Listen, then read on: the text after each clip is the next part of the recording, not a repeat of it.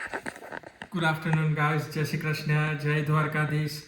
આજના નવા બ્લોગમાં તમારા બધાનું સ્વાગત છે એન્ડ આઈ હોપ કે તમે બધા મજામાં જ હશો. આજે આપણે બ્લોગની શરૂઆત આફ્ટરનૂનથી કરીએ છીએ. અત્યારે તમે જોઈ શકો છો થોડું વિન્ડ છે બહાર, વેધર થોડું સારું એવું ક્લિયર છે ઓન એન્ડ ઓફ, બટ થોડીક વિન્ડ છે, તો keep your self warm guys. તો અત્યારે પૂનમે બનાવ્યા છે બટાકા પૂવા બન્યા છે, ખાઈ લઈએ છે. કેવું છે પૂનમ, મજામાં? બસ મજામાં આવી જાઓ. ચાલો તો બટાકા પૂવા ગાઈસ, જેને બટાકા પૂવા ખાવા હોય તે આવી જાય, મોસ્ટ વેલકમ. ને કિયારા આવી રહી. કિયારા હાવ આર બેટા? જય શ્રી કૃષ્ણ. ગુડ. ચલો બેસીને ફિનિશ કરો, લંચ ફિનિશ કરો. હા ચલો પ્લીઝ લંચ ફિનિશ કરો.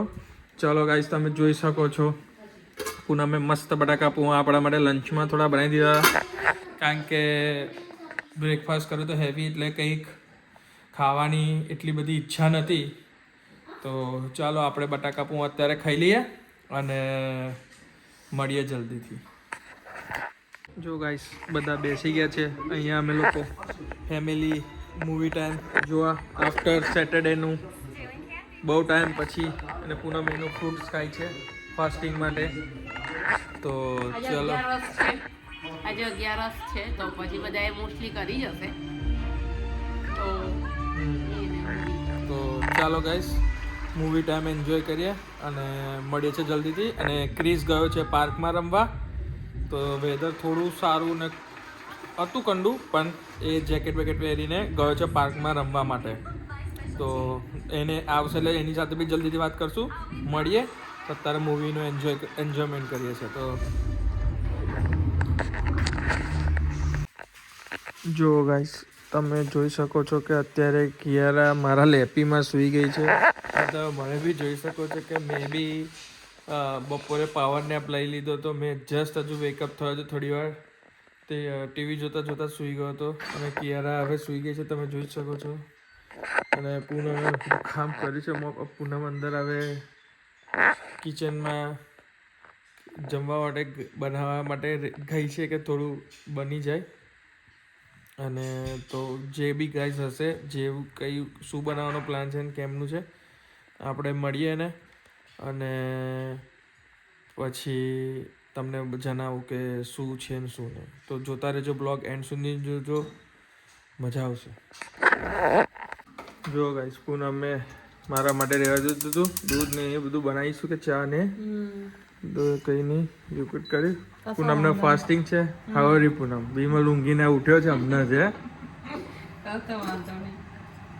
જો હું આજે મારા માટે અપાસ માટે સાબુદાણાની ખીચડી અને તમારા લોકો માટે ગાર્લિક બ્રેડનો પાસ્તા.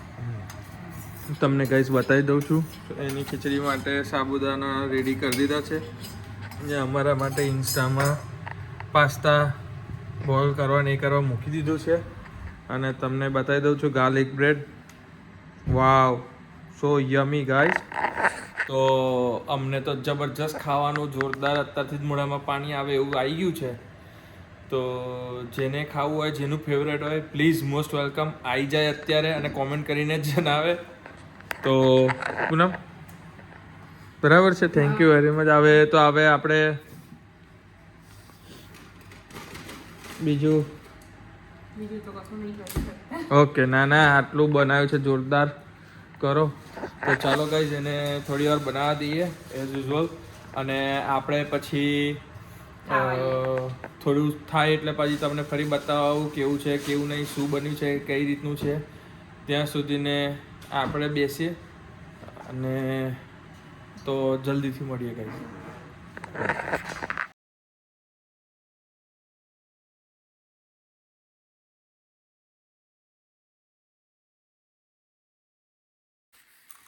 જો ગાઈસ, તમે જોઈ શકો છો આજે ડિનરમાં ગાર્લિક બ્રેડ વિથ પાસ્તા અને પૂનમની એઝ યુઝ્યુઅલ સાબુદાણાની ખીચડી ફાસ્ટિંગ માટે ચકરી સાથે. પૂનમ બેસી ગઈ છે જમવા. તો ગાઈસ, જેને જમવું હોય તો પ્લીઝ મોસ્ટ વેલકમ, આવી જાવ જમવા, ડિનર માટે રેડી. મસ્ત સેટરડે નાઇટ ફેમિલી એન્જોય કરે છે. કિયારા એ રે કિયારા બેબી એ દીકો કિયો કિયારા થોડી વાર સૂઈ ગઈ છે, થાકી ગઈ છે. તો ચાલો ગાઈસ જમી લઈએ ડિનર. અને તમે જોઈ શકો છો જેને ગરમ ગરમ મસ્ત ગાર્લિક બ્રેડ પાસ્તા ખાવા હોય તો આવી જાઓ વિથ વોચિંગ ટીવી. તો જલ્દીથી ડિનર કરીને મળીએ ગાઈસ. ચાલો ગાઈસ આપણે હવે ટેસ્ટ કરીને તમને જણાવીએ કે કેવું બન્યું ગાર્લિક બ્રેડ. પહેલાં જોરદાર ઘર. હવે આપણે પાસ્તા ચાખીએ.